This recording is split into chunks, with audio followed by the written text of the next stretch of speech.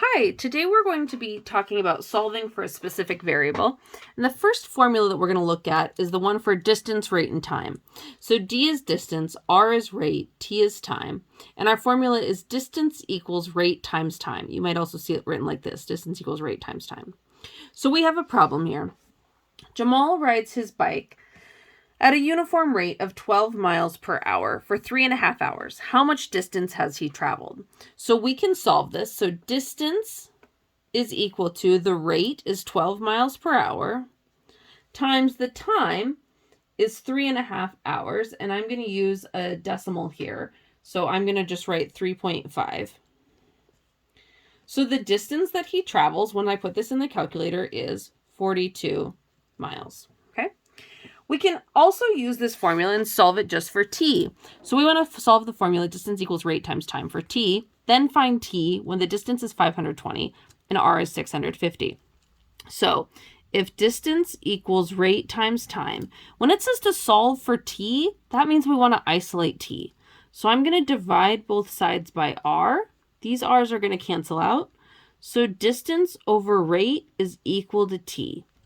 Now we can find t when our distance is 520 and rate is 650. So t we know is equal to distance over rate. We just found that.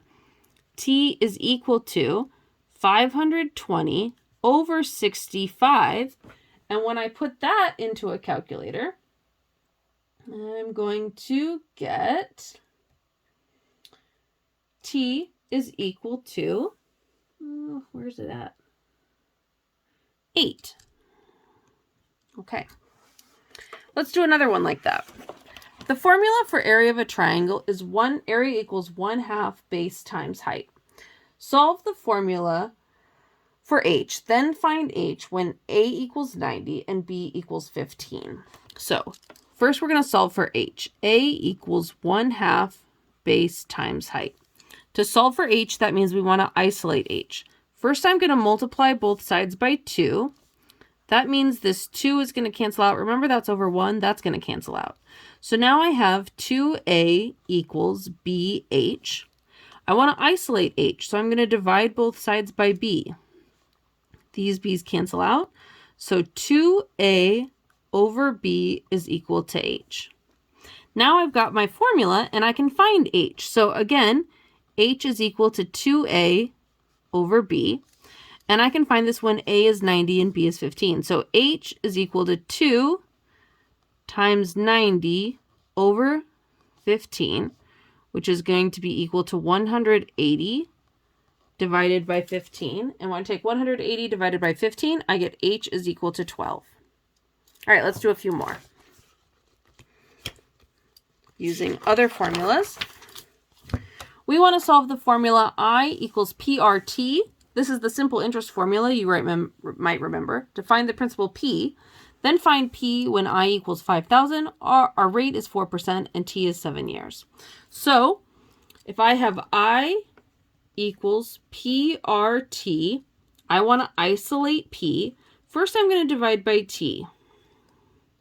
So I get I over T is equal to PR.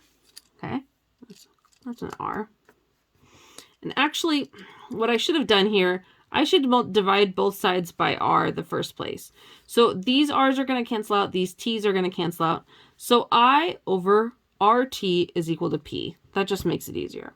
So now p is equal to I over rt.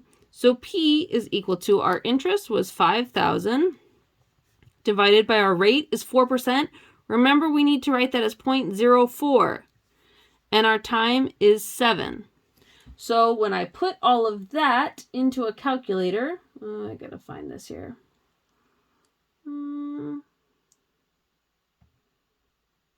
Actually, this should be 5,600. That's wrong. 5,600. If I put all of this into a calculator, I'm going to get P is equal to 20,000. Okay? We want to solve the formula 3x plus 2y equals 18 for y. Then solve for y when x equals 4. So I have 3x plus 2y equals 18. I want to isolate y. First, I'm going to subtract 3x from both sides. So I get 2y equals 18 minus 3x.